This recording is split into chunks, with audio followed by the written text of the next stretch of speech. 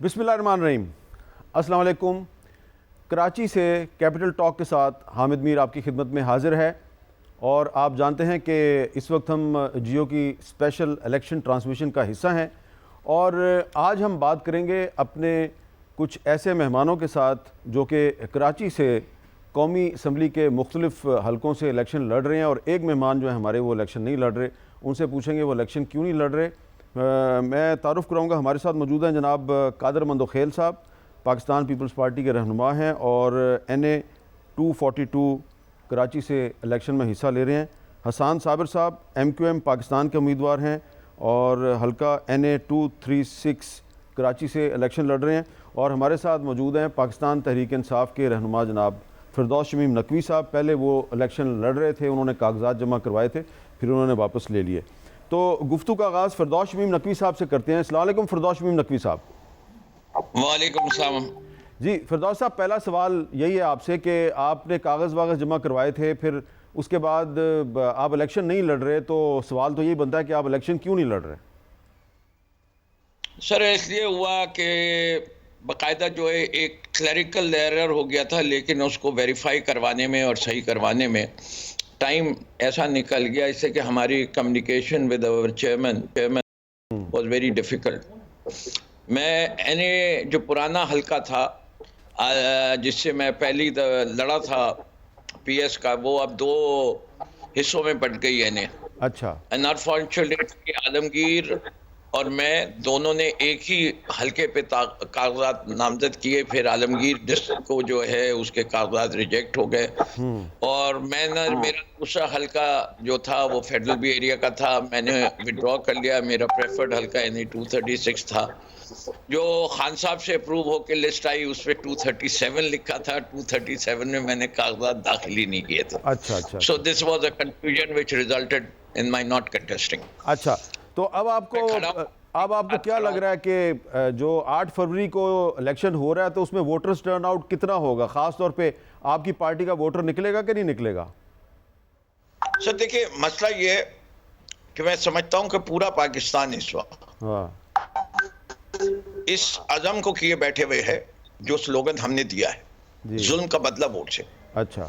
जब 16 अप्रैल को बेतहाशा पाकिस्तानी निकले थे इमरान खान को वजारत उज़्मा के हटाने पर, जो कि पाकिस्तान की एक नई तारीख रकम हुई थी, आमतौर पर मिठाइयाँ बंटती हैं, और उसके बाद इमरान खान के लिए और पाकिस्तान तहरीक इंसाफ के साथ जो सलूक किया जा रहा है पाकिस्तान का in the current era and age, जिधर सोशल मीडिया इतना वाइब्रेंट है, जिधर नाम लेने की पाबंदी थी, तस्वीर दिखाने की पाबंदी थी, कोई कुछ बोल नहीं सकता था, तो पाकिस्तान के बाशऊर शहरी ये समझ गए कि कोई ना कोई तो बात ऐसी है इमरान खान से में जो भाई सब खौफजदा है। ठीक है। 16 जब ने मिल के हटाया था, फिर हमें तो सिलेक्टेड के कहा था कि poor performance, but the 16 months उसने तो हमें जैसे कहते हैं सुरखरू कर दिया कि हम पहली दफा 3 साल हुकूमत में जो रहे और जो कुछ हमने उसमें अचीव किया और जो 16 की हुकूमत में जो एक्सपीरियंस लोगों ने अचीव किया,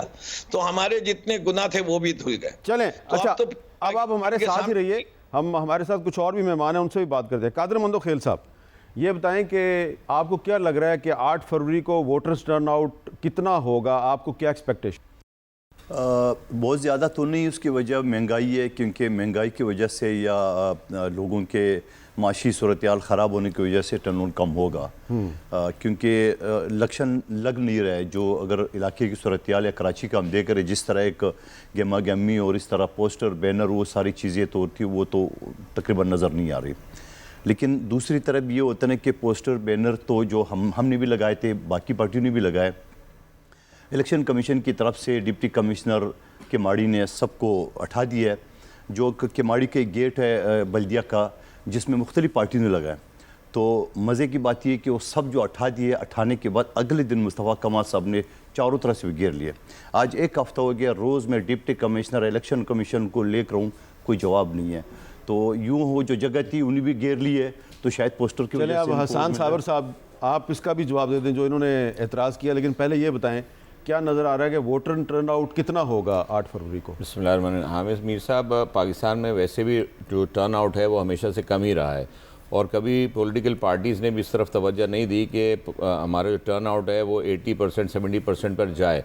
हम 40 बिलो 40 टर्न आउट के ऊपर ही हम अपना जो है वो सारा हुकूमती निज़ाम चलाते हैं। उसमें से भी जो 15 to 20% वोट लेती है जमात, वो वज़ीर आज़म मुंतखब कर लेती है। तो एक बड़ा सेटबैक है। इस दफ़ा भी इसी तरह से नज़र आ रहा है, बट शायद वो 30% के अंदर ही टर्न आउट होगा पूरे मुल्क के अंदर, क्योंकि वो जो सियासी गहमा गहमी 30% से नीचे होगा, मुझे ऐसा लगता है, क्योंकि जो गहमा गहमी जो एक्चुअली नज़र आया करती है वो नहीं है, वो कराची में भी नहीं नज़र आ रही। उस तरह से मुतहरिक नहीं हुई हैं सियासी जमातें बशमूल MQM ने यह किया कि पिछले 4 माह से अपनी इलेक्शन कैंपेन ड्राइव तो किया है, लेकिन उसको बहुत सारे महाजों पर लड़ना पड़ता है। आपको पता है कराची में MQM इलेक्शन लड़ना चाहती है, लेकिन दीगर सियासी जमातें MQM से लड़ रही हैं। वो सियासी जमातें ये शायद अभी तक तय नहीं कर पाएंगे उनको इलेक्शन लड़ना है या हमसे लड़ना है। तो वह सबका जो फोकस है वो MQM से लड़ना रह गया है। यहाँ अगर देखें पूरे पाकिस्तान में कहीं कैजुअल्टीज़ नहीं हुई इलेक्शन कैंपेन में, लेकिन MQM की कैजुअल्टीज़ 6 हो चुकी है अब तक इसी इलेक्शन कैंपेन के दौरान में। तो हमारे लिए बिल्कुल डिफरेंट सिचुएशन है। हमने हमारा वोटर, अगर आप कहेंगे तो हमारा वोटर तो भरपूर चार्ज है, वो निकलेगा इंशाअल्लाह ताला। और हमारी वो कोशिश है कि जो हमारे जो वोटर एरियाज़ हैं उसमें हम अपना 80 to 90% ज़रूर देंगे, लेकिन ओवरऑल अगर पाकिस्तान में बात करेंगे तो डेफिनेटली वो कम है।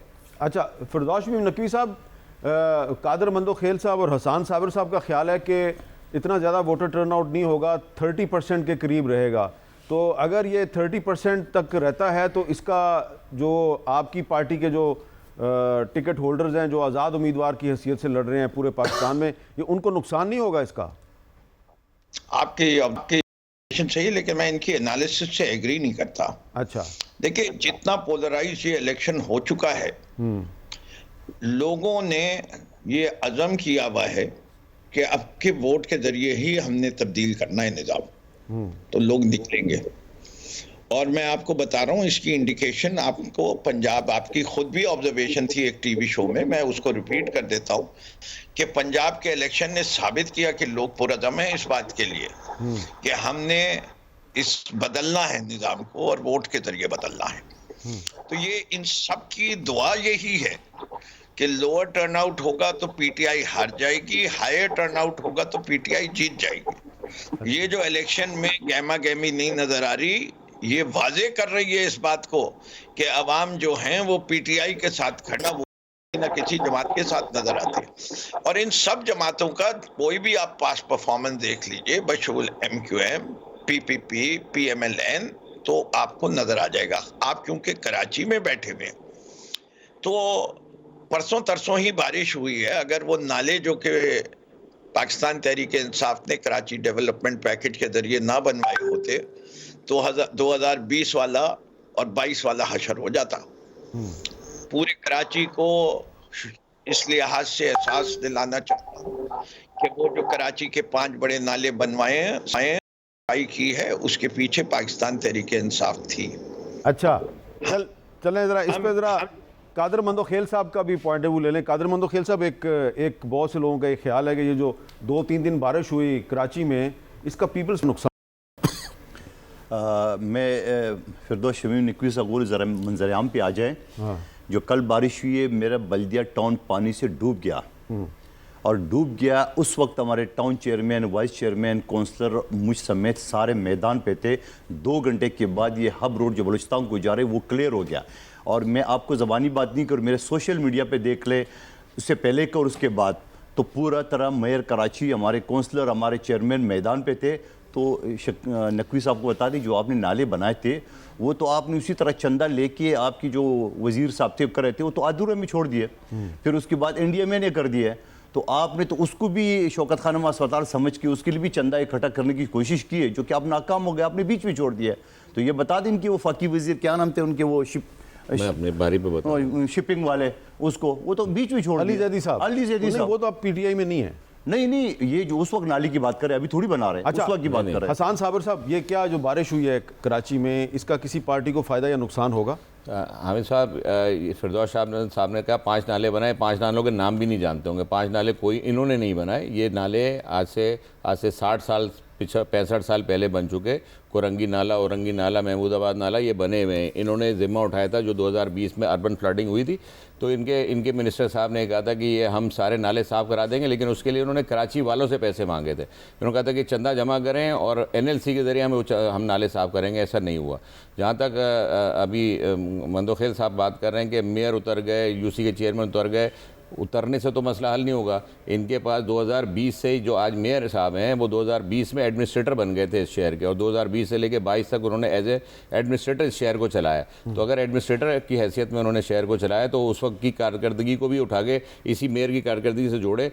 होनी नहीं चाहिए ये सारे जो सिलसिले हैं। अगर नाले बंद हो रहे हैं, नालों की सफाई नहीं हो रही है, सीवरेज का निज़ाम नहीं बन रहा है, लोगों के घर तबाह हो गए, बिजनेस तबाह हो गए, बिल्डिंग्स के अंदर पानी चला गया, सर यहाँ बहुत बुरी हालत हुई है। लेकिन ये कह देना कि बारिश हुई तो उतर गए, बारिश होने से पहले क्या कर रहे थे, उस वक्त स्ट्रैटेजी क्या थी? जब इनको मालूम था कि बारिश हो, महकमे मौसमियात ने इतला दी हुई थी, ऐसा नहीं कि सबके पास था, सबके पास इन्फॉर्मेशन थी कि हो सकती है बारिश। जब बारिश हो सकती है तो उससे पहले वाली सिचुएशन कंट्रोल करनी चाहिए थी। लेकिन मेयर का ये काम नहीं है कि बारिश हो जाएगी तो फिर वो फील्ड पर उतरेंगे और UC के चेयरमैन फील्ड पर उतरेंगे और अपना काम करेंगे। आई एम सॉरी टू से कि लेकिन कारकर्दगी 15 साल में आज तक ठीक नहीं सर। 15 साल से तवातुर से सिंध के अंदर हुकूमत पीपल्स पार्टी की 2008 से लेके 23 तक, अगर आज भी अपना प्रोडक्ट ये क्या मार्केट में ले जाएंगे कि मैं आइंदा 5 सालों में बदल दूंगा शहर को। तो इस पर कुछ छोटा सा जवाब दे दें। मुस्तफ़ा कमाल साहब जो मेयर थे कराची, उस वक्त जब फ्लड आया था तो 200 लोग जान से गए और मेन शारा फैसल 1 हफ्ता बंद था। ये भी रिकॉर्ड कैसा है, डॉन की रिपोर्टिंग निकल के देख लो उसमें। दूसरी बात ये कि 15 साल हमें गिनवा रहे, 15 साल में आधे से ज़्यादा तो ये हमारे साथ इत्यादि थे, और 35 साल जमहूरी और गैर जमहूरी हुकूमतों का हिस्सा रहे, 14 साल गवर्नर रहे। ये जो मुस्तफ़ा कमाल साहब सिंध की 22,000 अरब गिनवा रहे हैं, तो ज़रा पंजाब, पुख्तनख्वा और बलूचिस्तान की भी बता दें। और इस 22,000 में आधे तो ये साथ है। और फिर मुस्तफ़ा कमाल साहब जब मेयर थे 3 खरब जब उसके पास आ गए, वो 3 खरब खा गए, वो मलेशिया में जायदाद नहीं बनाता। मंदोखेल साहब आप इन पर तनकीद कर रहे हैं, लेकिन इस वक्त भी जो गवर्नर है उनका ताल्लुक इनकी पार्टी से, तो वो आपकी पार्टी ने लगवाया? नहीं, हमारी पार्टी ने कोई नहीं लगाया। नहीं, वो आसिफ जरदारी साहब ने लगवाया उसको। नहीं, आसिफ जरदारी साहब लगाए तो हमारे खिलाफ जो बोल रहे पर हानि लगा, हमारा लगाया बंदा ऐसे ही होता है। अब हमारे खिलाफ एक मेयर, एक गवर्नर का क्या काम है जो बाकायदा हुकूमत पे तंकीद करे? भाई आपका काम है वफाकी नुमाइंदे हो, आप इनका वर्कर न बने। मेरा छोटा सा जवाब ले लीजिएगा। इन्होंने इतनी तकरीर कर दी मुस्तफ़ा कमाल ने ही इस शहर को 2005 से 2010 में बनाया। 3 अरब 3 खरब नहीं सर, 3 अरब में लोकल गवर्नमेंट की सैलरीज भी शामिल थी। 12 तेजी से तरक्की करने वाले शहरों में ये शामिल हुआ। बेस्ट मेयर का अवार्ड दिया। यार मंदोखेल साहब मुझे बात कर लें। 22,000 अरब जो आप गिनवा रहे हैं उसमें से बारी बात कर लें। 22,000 आपकी बजट बुक में लिखे, आपकी बजट बुक में लिखा है कि 2300 अरब रुपए आपने एजुकेशन सेक्टर में खर्च किए सिंध के अंदर। सिंध हाई कोर्ट में आपकी पिटिशन के अंदर लिखा हुआ है कि 49,800 घोस्ट स्कूल है सिंध के, जिसमें 42,300 घोस्ट स्कूल है सर इस सिंध के अंदर। 70 लाख बच्चा सिंध के अंदर स्कूल से बाहर है जिसकी स्कूल जाने की उम्र है। इनके ऊपर क्यों नहीं आर्टिकल 6 लगता जब आइन के अंदर लिखा हुआ है आर्टिकल 25A के अंदर कि 5 से 15 साल के बच्चे को फ्री एजुकेशन मिलेगी, तो सिंध के अंदर क्यों नहीं मिलेगी? अच्छा, अभी बात की गई है जी कि फिरदौस शमीम नकवी साहब जो हैं इनको कराची के 5 नालों के नाम नहीं आते। तो फिरदौस साहब ये वैसे सवाल जो है तो बड़ा सादा सा, लेकिन would you like to respond that? आप 5 नालों के नाम बता सकते हैं? रिस्पॉन्ड करता हूं और सारे कर लूंगा, इसमें ऐसा इशू नहीं है। पहली चीज ये अली जैदी वाले volunteer scheme of garbage cleaning नहीं है, ये रीमॉडलिंग एंड रीस्ट्रक्चरिंग ऑफ नाला है। ठीक है जी। औरंगी नाला, लियारी नाला, महमूदाबाद नाला, ये 3 बड़े नालों की टोटल रिस्ट्रक्चरिंग की गई, जिसके ऊपर बेतहाशा सिर्फ ये नहीं कि नाला बनाया गया, उसके लेफ्ट एंड राइट के ऊपर मकानों को भी हटाया गया कि वहां से जो है उनको सफाई की जा सके। और जो उसके अंदर सीवरेज डल रही थी, वो सीवरेज के सारे पाइप्स को डिस्कनेक्ट करके रिले किया गया। और इसके ऊपर अकेले पे ऊपर जो है वह नालों के ऊपर रिहेबिलिटेशन एंड कंस्ट्रक्शन पे 134 अरब रुपए मख्तस किए गए। 1100 अरब का पैकेज था, जिसमें से 705 अरब रुपए वफाक ने किए थे मख्तस, जो कि 3 साल के ऊपर खर्च होने थे। और उसका सबसे हाईएस्ट प्रायोरिटी प्रोजेक्ट्स जो थे उसके अंदर ये नाले थे। K4 की लाइन थी, जिस वक्त हमारे अंडर थी, हमने वापडा को ट्रांसफर कराया, रीडिजाइन कराया, और जो नया कॉन्ट्रैक्टर आया था उसने सितंबर 2023 की कंप्लीशन डेट दी थी। जब से खुर्शीद शाह साहब ने हुकूमत में वापडा का महकमा संभाला, तो उन्होंने उसके पेमेंट रोके, जिसकी वजह से वो डिले हुआ। ये आप क्योंकि इन्वेस्टिगेटिव जर्नलिज्म पे यकीन रखते हैं, देख लीजिए। इसी तरीके से हमारे जो अगली मेजर प्रोजेक्ट था वो था आपकी सीवरेज सिस्टम का। दो सीवरेज के सिस्टम्स के जो थे उनको सही करना था हमने, बाकी सिंध हुकूमत ने अपने 400 चले हमें अभी वो ये दूसरी बहस में चले गए हैं, हम इलेक्शन की तरफ वापस आते हैं। ये बताएं कि आपकी पार्टी के जो उम्मीदवार हैं मुख्तलिफ इंतखाबी निशानत पे इलेक्शन लड़ रहे हैं, तो ये आपकी क्या स्ट्रेटजी होगी कि हर हलके में जो आपका वोटर है उसको पता हो कि आपका जो उम्मीदवार है उसका निशान क्या है? ये देखिए, यहाँ 2-3 चीजें हैं। निशान की हमारी कैंपेन चल रही है, सोशल मीडिया के लिए भी चल रही है। हमारे पास एक कॉन्स्टिट्यूंसी मैनेजमेंट सिस्टम है जिसके जरिए हर कराची के वोटर को वोटर पर्ची पहुंचाई जा रही है। इससे कि हमारे वर्कर्स को सड़क पे नहीं निकलने दे रहे, लेकिन ये डिजिटल कैंपेनिंग को नहीं रोक पा रहे। हमने अपने हर उसका सिंबल। फिर आती है बात कि आपके कैंडिडेट्स कैसे रुकेंगे। हमारे कैंडिडेट्स से सबसे हमने हल्फ लिया, एफिडेविट लिया है, और इंशाल्लाह 8 तारीख को हम उनको वो जमात भी बता देंगे जिसमें उन्हें शामिल होना है। अच्छा, आपने एक जमात सिलेक्ट कर ली है, आप उस जमात में उनको शामिल होने का कह देंगे? जी सर, और वो अपने एफिडेविट के लिहाज से सबने वादा किया है कि वो जमात होगी जो कि ना पीपीपी के साथ कोई अलायंस करेगी, ना पीएमएलएन के साथ करेगी, ना वो पीपी में जाएंगे, ना वो पीएमएलएन में जाएंगे। अब अगर इसके बावजूद कोई आदमी जा रहा है तो वो अपनी आखिरत के लिए खुद जिम्मेदार है। इससे कि कुरान पे हल्फ लेना कोई छोटी मोटी बात नहीं है। अच्छा, हमने अपने जो है सबसे जो है ये अहद लिया है, इसलिए कि आपको पता है कि इस माहौल के अंदर हमारे बड़े बड़े जो कमिटेड पॉलिटिकल उस्मान डार, सदाकत अली अब्बासी, अली अवान, ऑन बपी, कितना टॉर्चर किया गया और उनसे एक्सट्रैक्ट किए गए। इन लोगों को शर्म नहीं है, ये किसी को भी जमहूरियत की बात करते हैं। ये जो आपने बात की है, मैं इसमें चाहूँगा कादर मंदोखेल साहब आप हमें बताएं कि बिलावल साहब को कह रहे हैं कि जी जो पीटीआई वाले हैं वो अपना वोट ज़ाया ना करें, वो पीपल्स पार्टी को वोट डालें, और साथ में वो ये भी कहते हैं कि जो आज़ाद उम्मीदवार आएंगे हम उनके साथ मिलकर हुकूमत बनाएंगे। तो फिरदौस नकवी साहब बता रहे हैं कि उनसे तो इन्होंने हल्फिया बयान ले लिया कि आपने ना पीपल्स पार्टी की तरफ जाना है ना मुस्लिम लीग नून की तरफ जाना है। उसको मैं क्या करूँगा, इनके 242 के जो कैंडिडेट है उनके पूरे ख़ानदान ने कल 5 बजे मेरे हिमायत का ऐलान कर दिए उसके सामने, इनके अन्य 242 कैंडिडेट का। तो इनकी कैंडिडेट का अभी से ये हाल है, अभी से वो इधर उधर भाग रहे क्योंकि वो इलेक्शन लड़ने के काबिल नहीं होती है। ऐसी हवा में उन्हें टिकट क्या वो इलेक्शन में लड़ने के काबिल इसलिए नहीं होती कि पकड़ धकड़ हो रही है? कोई नहीं, कैंप चल रहा है। आज भी NA 249 बल्दिया टाउन में मैं पूरे एलके में जन कई कैंप लगे, कई ऑफिसेस खोले। फिर दोस्त शमीम नकवी साहब मेरे साथ चले, मैं आपको जगह बताऊं, UC 2 में, 3 में, 4 में, हर UC में इनके दफ्तर चल रहा है। मगर उसके बावजूद उसका कैंडिडेट जो है ना, उसकी पूरे फैमिली ने मेरे साथ मेरे हिमायत का ऐलान कर दिया है।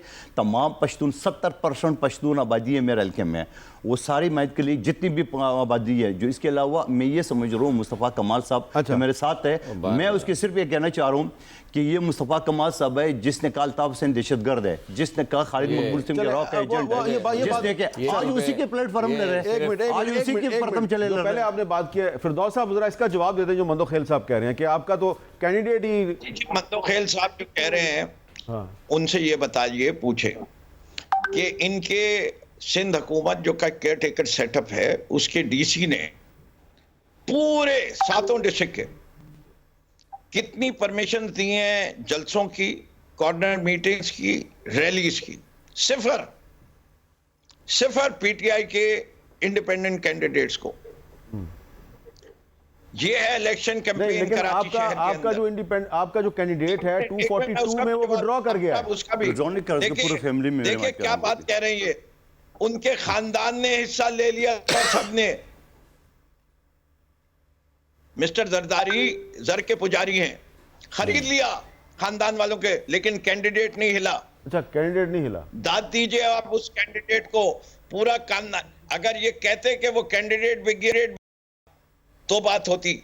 बात ये है उसके अगर जीतेगा तो कैंडिडेट ने वोट देना है, वजीर आजम को उसके खानदान ने नहीं देना। ले लीजिए आप सारे अच्छा, आप कह रहे हैं कि जो कैंडिडेट है वो अभी तक खड़ा है, आप कह रहे हैं कैंडिडेट खड़ा है, पाकिस्तान का हमारे पास है, आप एक खानदान को लेके हंसते रहिए। अच्छा, तो वो कह रहे हैं कैंडिडेट ने विड्रॉ नहीं किया, उसके खानदान ने किया है। ये उनके खानदान ने उसको खड़ा किए और खान खींच। नंबर एक बात। दूसरे ये करे, डिप्टी कमिश्नर हमारे साथ है, मेरी पार्टी के सेक्रेटरी जनरल ने इलेक्शन कमीशन ने को लेटर लिखा है कि डिप्टी कमिश्नर कमाड़ी जो है ना वो जो ना मुस्तफ़ा कमाल साहब की हिमायत कर रहे हैं, लोगों को प्रेशराइज कर रिटर्न। तो ये कौन से डिप्टी कमिश्नर बार बार मुस्तफ़ा कमाल साहब की तरफ जा रहे हैं, लीजिएगा ये बार बार नहीं मैं लेटर इशू है, वो है मीडिया के इशू। आप रिस्पॉन्ड कीजिए, मुझे एक वक्फा लेना है और वक्फे के बाद हमारी ये गुफ्तगू जारी रहेगी।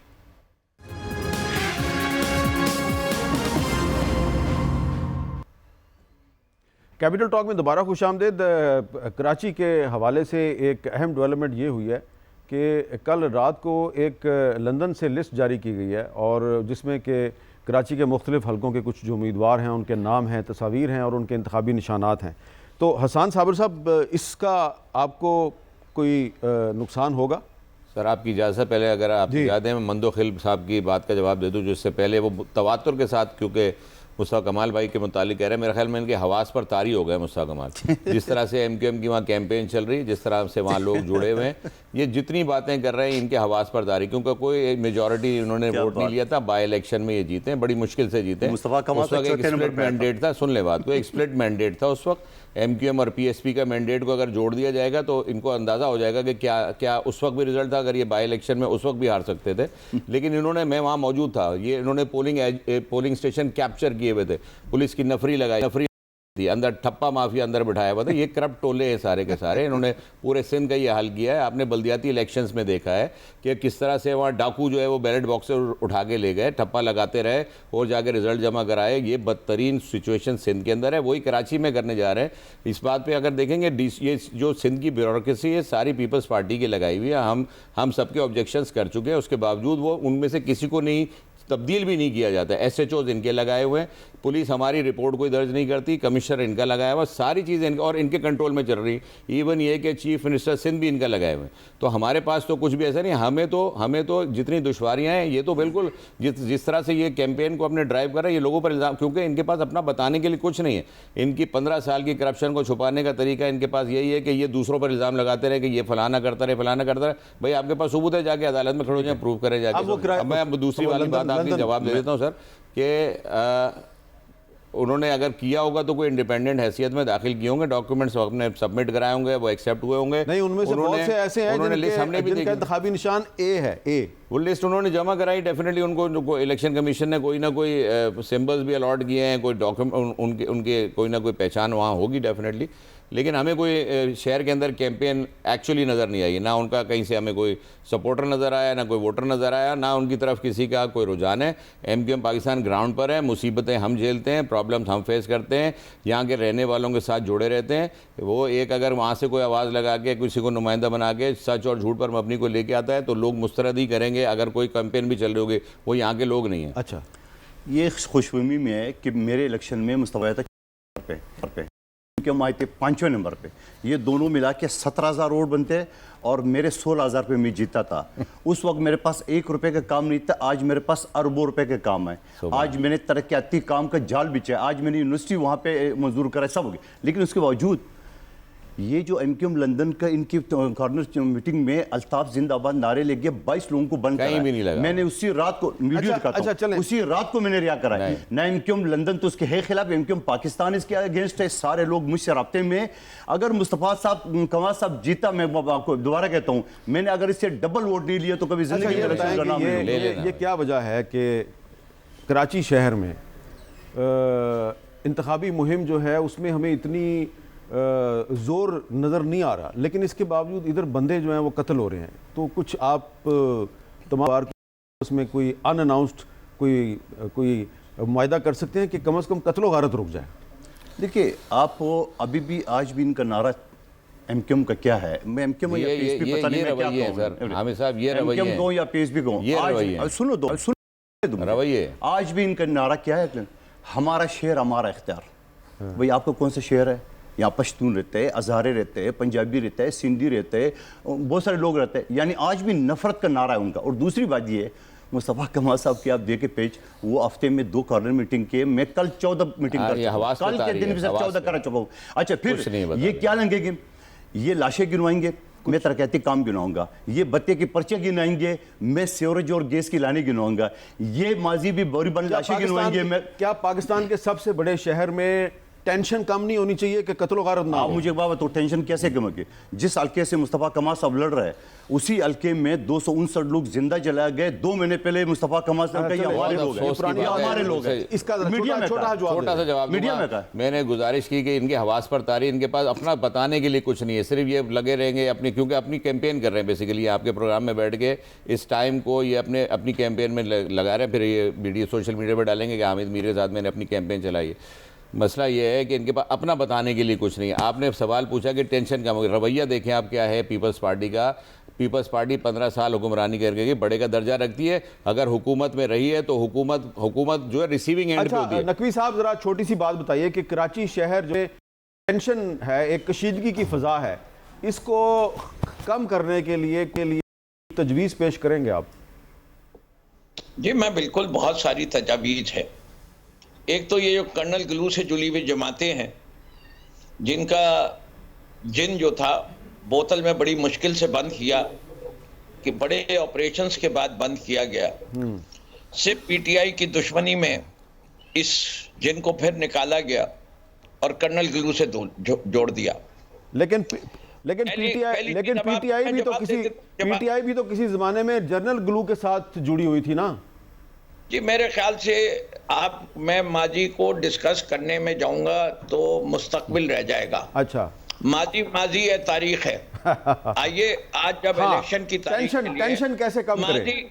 माजी की गलतियों को दोहरा के आप ये कहें कि मुस्तकबिल भी सही नहीं होगा तो ठीक है, आपका मतबा नजर हो सकता है, मेरा नहीं है। बिल्कुल। अच्छा, कि देखिए ये जो लोग झूठ बोल के आते हैं, अब हम बेवकूफ नहीं है। अभी तक आपने जितनी बातें सुनी हैं हमारे हसन की, कहीं उसमें मुत्तहदा पाकिस्तान की बात हुई है? या ये फिर वही उर्दू बोलने वाले और लसानियत का फसाद फैलाने वाले बन सकते हैं?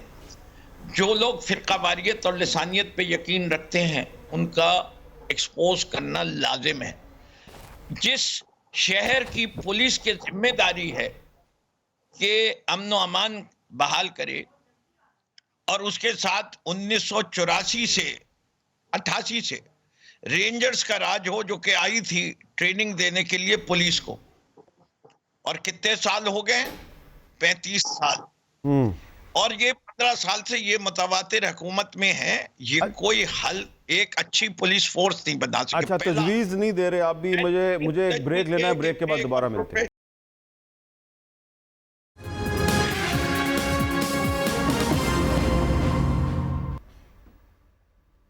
कैपिटल टॉक में दोबारा खुशामदीद। आज 5 फरवरी है, यौम यकजहती कश्मीर है। हम 8 फरवरी के इलेक्शन पे बात कर रहे हैं, तो थोड़ी सी बात हमें यौम यकजहती कश्मीर पे भी करनी चाहिए। आप सब ये जानते हैं कि जो साउथ अफ्रीका के साबिक सदर हैं नेल्सन मंडेला साहब, वो इसलिए बड़े मशहूर हैं कि उन्होंने कई साल कैद काटी, यानी कि उन्होंने 27-28 साल कैद काटी। लेकिन मकबूजा जम्मू कश्मीर के एक हुर्रियत पसंद रहनुमा हैं डॉक्टर कासिम फख्तू, वो भारत की मुख्तलिफ जेलों में 32 साल गुजार चुके हैं। उनके 32 साल हो गए हैं, उन पर झूठे मुकदमात हैं और उन्होंने नेल्सन मंडेला का रिकॉर्ड भी तोड़ दिया है। तो 5 फरवरी के हवाले से जो डॉक्टर कासिम फख्तू के बरखुरदार हैं, उनका नाम है अहमद बिन कासिम, उनका एक छोटा सा एक बयान है जिसमें वो बता रहे हैं अपने वालिद साहब के बारे में। चाहते हैं कि आप ज़रा सुनें। मेरा नाम अहमद बिन कासिम है और मेरा ताल्लुक़ मकबूजा कश्मीर से। मेरे वालिद डॉक्टर मोहम्मद कासिम कश्मीर के तवील तरीन सियासी कैदी हैं। 1993 से लेकर आज तक वो जेल में कैद हैं। उनकी उम्र 25 साल थी जब उन्हें जेल किया गया और आज उनकी उम्र 56 है। 5 फरवरी को वो जेल में अपने 31 साल यानी 31 ईयर्स कंप्लीट करेंगे। 1993 में मेरे वालिद को पब्लिक सेफ्टी एक्ट, जो एक कॉलोनियल लॉ है, इसके तहत जेल किया गया और जेल करने के बाद उन्हें शदीद टॉर्चर का निशाना बनाया गया और इस टॉर्चर के दौरान उन्हें एक ब्लैंक पेपर पर साइन करने के लिए मजबूर किया गया। इस ब्लैंक पेपर को इंडियन स्टेट ने कन्फेशनल स्टेटमेंट में चेंज किया और इस कन्फेशनल स्टेटमेंट की बेसिस पर फादर को लाइफ इम्प्रिजनमेंट यानी उम्र कैद की सज़ा सुनाई गई। इसके बाद इस लाइफ इम्प्रिजनमेंट के सेंटेंस को स्ट्रेच करके लाइफ इम्प्रिजनमेंट टिल डेथ बना दिया गया। ऐसी कई सारी स्टोरीज कश्मीर में मौजूद है। मेरी वालिदा सईदा आसिया, उन्होंने भी अपनी ज़िंदगी के 16 साल जेल में गुजारे हैं और आज वो एक कैद हैं और मेरे वालिद दूसरे जेल में कैद हैं, और दोनों इसीलिए जेल में हैं क्योंकि कश्मीर की जो लिबरेशन स्ट्रगल है वो उसका हिस्सा है। जी, ये थे अहमद बिन कासिम साहब। तो मंदोखेल साहब कराची की पॉलिटिक्स पे बात कर रहे हैं, पाकिस्तान की पॉलिटिक्स पे बात कर रहे हैं। कुछ थोड़ा सा बताएंगे कि कराची में कश्मीरी वोटर भी हैं और उनको अट्रैक्ट करने के लिए आप क्या करते हैं?